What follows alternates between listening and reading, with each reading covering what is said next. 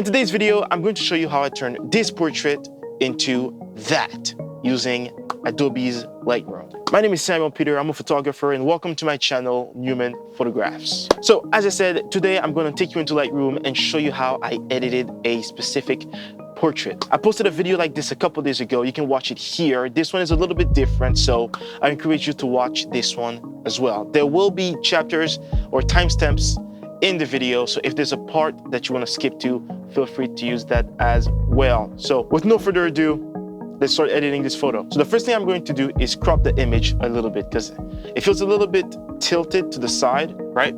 And I always want the eye to be on the third line right here. So what I'm going to do is firstly, I'm going to straighten it a little bit like that. And then I'm going to crop it here so that the eyesight is on the third line. And yeah, I like this. This looks pretty good. Okay, so right now what I'm going to do is start with the white balance. I'm going to put it at daylight. I think that looks about right because it was daytime when I shot this image. Now you could do auto as well or as shot, but I'm going to keep it at daylight. It also depends on what type of vibe you're going for.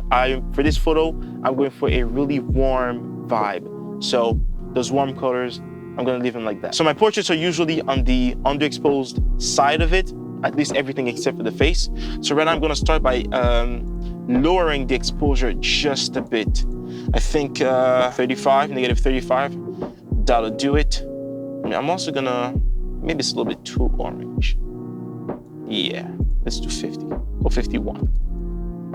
Let's do 52. Yeah, that'll do it. Okay, next thing I'm going to do is, as I said, lower the exposure. Then I'm going to lower the highlights just a bit, not all the way, say 80. Yeah, 81, that'll work. Perfect. Now let's go up to the shadow. I'm going to raise the shadows. Yeah, okay. So right now what I'm doing is I'm just doing the basic settings, right? I'm just going in, changing the highlights, the exposure, the white balance, just the basic stuff before I can go in and start color grading, using hue and saturation, using masks and all that, right? So this is just the basics that we're doing. I'm going to lower the whites. Perfect. Now this is how I do it. Okay, you don't have to copy exactly the way I'm editing the photo. Feel free to do it, to watch these videos and learn from them, but try to add your own style into it, right? And that's how you'll learn. And the blacks, I'm going to lower the blacks, say about 50.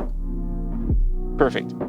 Okay, now for the texture, what I like to do is always raise the texture. If I zoom in here, you'll see that it adds a little bit more details to the photo. Now, I don't like to overdo it, so I'm just gonna leave it at around 50. Yep, that should do it. I'm also gonna decrease the clarity just to get a little bit of smoothness in the image. Perfect. Now the dehaze, I don't really touch that a lot, but I'm just gonna bring it up a bit, but just a little bit. Yeah, that should do it.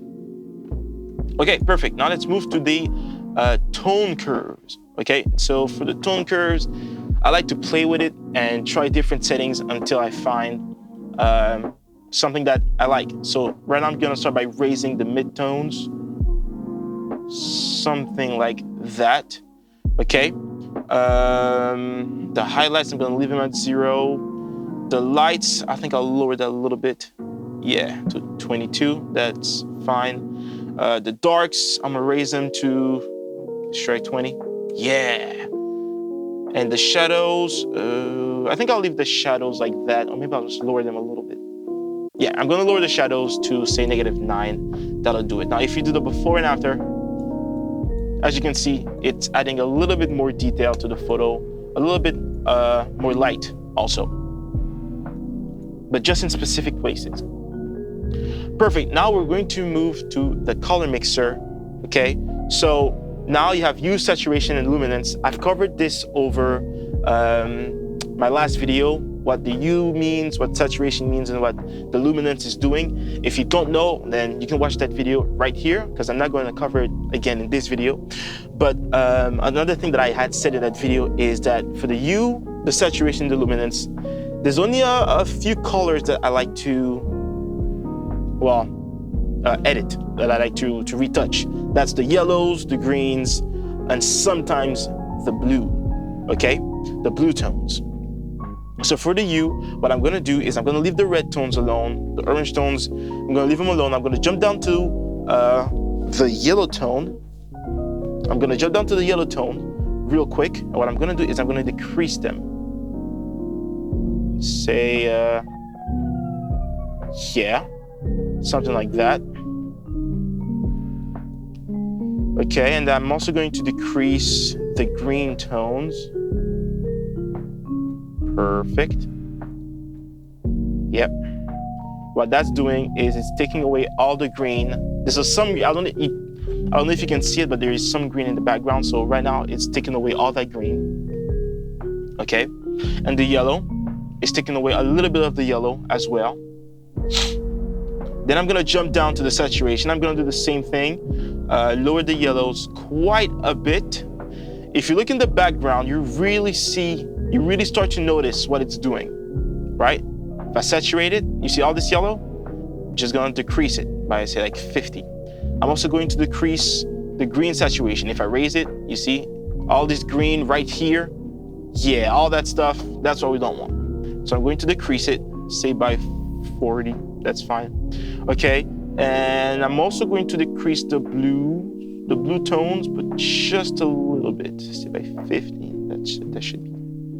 Okay, now for the luminance, I think I'm going to decrease it. Yeah, I'm going to decrease the yellows, say by 25 or 30. Yeah, and the greens, I'm going to decrease them as well, because I don't really need them to be as bright. See, now they're too bright, now they're too dark. So I'm going to put them at around -29. That should do it. Or -30, maybe. Yeah. Perfect. Now, if we do a before and after, you see? Now, I've darkened and desaturated those yellow and green tones so that those colors are less distracting and we can more focus on her face. If you see before, see it's a little bright behind her, but after, since it's darker in her background, it makes her face pop out even more. But we're gonna take this even further when we start doing masks. But we're not there yet. Let's keep going. Let's jump down to the color grading section. So for the color grading, I'm gonna start with the shadows. What I'm gonna do is play with the shadows. I think I'm gonna be at around teal. I like to have a lot of teal in my shadows, right? I covered that in the last video.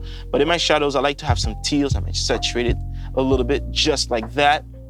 Gonna go over to the mid-tones. Mid-tones, I like to keep them around orange, red. Yeah, I'm gonna saturate them a little bit also. Perfect.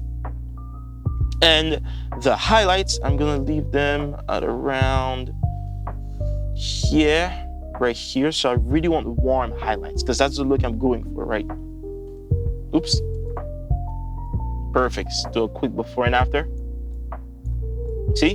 For example, if you look at her skin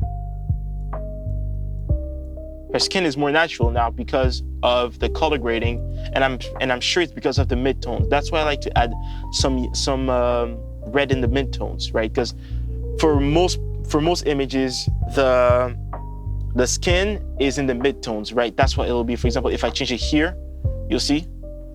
Now her skin is green and all that, but we don't want it to be this intense. So I always like to add red or orange in the mid-tones for natural skin color, or skin tone, I should say. Perfect. Now let's jump down to the details. Right here, what I'm gonna do is just use the noise reduction. I always use this. It's amazing. It's great. Boom. Not much to say about it. And then I like to add a little bit of vignettes in my photos, but just a little bit, right? Just a little bit of vignette to darken the background. And then the calibration, For this photo, I don't think I really need much calibration. We'll come back to it, but I don't think I really need much calibration. Anyway, again, if you want to know what the calibration does, the effects, details, all of those things, I've covered them in my last video, so you can click here to watch that. But we are almost done. Right now, we're going to do my favorite part, which is masks. I love masks. So right now, what we're gonna do, okay, is we're going to brighten her face, d'accord? We're going to brighten this part of her face. We're going to darken the background, and I think we might even whiten her teeth a little bit. Now, her teeth they look great, but we're gonna whiten them just a little bit more. So let's do that. So let's start with the background. So right now, Lightroom, sorry, has selected the background, and we're gonna darken it. Not too much. Perfect, I think. Yeah, that'll do it. Now let's add another radial gradient. Select your face. Perfect. Feather it even more. Then we're gonna raise the exposure. Yes. Perfect. Now what I'm gonna do is I'm gonna duplicate and invert that mask, right? And I'm gonna darken it this time. Perfect. I'm actually gonna jump back to the basics, and I'm gonna put the white balance back to daylight. Yeah, because I really want that warm look. Perfect. Okay, now what I'm going to do is I'm going to select the teeth. So right now Lightroom is using AI to detect the different parts of the face. Boom, see, it already has done it. So what I'm gonna tell Lightroom to do is to select only her teeth, and then I'm gonna go in and do all the little touches that I have to do on her teeth. Perfect. Click create masks. If you guys want me to do a detailed tutorial on masks, make sure to leave it in the comments. And I might do a tutorial about that. Okay, so right now we have the masks, okay, on the teeth. And what I'm gonna do is I'm gonna go in the whites and I'm gonna raise them a bit. Well, not too much, because if you do it like that, then it's really unnatural. I think I'm just gonna do it around 30. Yeah, and I'm gonna decrease the saturation by about half, let's say about 55, a little before and after. Yeah, it's kind of subtle, but I like it. Now, if we turn off all the masks, and turn it back on, you can see it really does a difference. It really does a difference. So now you can go back, and I usually do this. I go back to the settings. You know, I can adjust the highlights a little bit. If I want to bring down the shadows, I'm gonna leave them up in this case. But yeah, after I do my masks, I always like to go back and do a little bit more touch-ups. Maybe touch up the vibrance, not too much. Yeah, that'll do it. And if we look at the before and after, right, we can see that our photo is done. Now, this to me is good. This is where I would usually stop for a photo portrait like this. But that's gonna be it for this video. If you've enjoyed it or learned something new from it, make sure to leave a like and subscribe. I wanna make more videos like this, right? I wanna make more videos when I'm just sitting down and showing you how I work. Follow me on Instagram so you can follow me on my journey where I go into these street photography walks and ask strangers to take their photos, right? My goal is to prove that everyone is photogenic and everyone is beautiful. And this is kind of my way to give people confidence in themselves again. So if you want to follow that, make sure to follow me on Instagram and subscribe to my YouTube channel. My name is Samuel Peter. This was Newman Photographs. And until next time, have a blessed day. Stay creative, keep taking photos, and God bless you.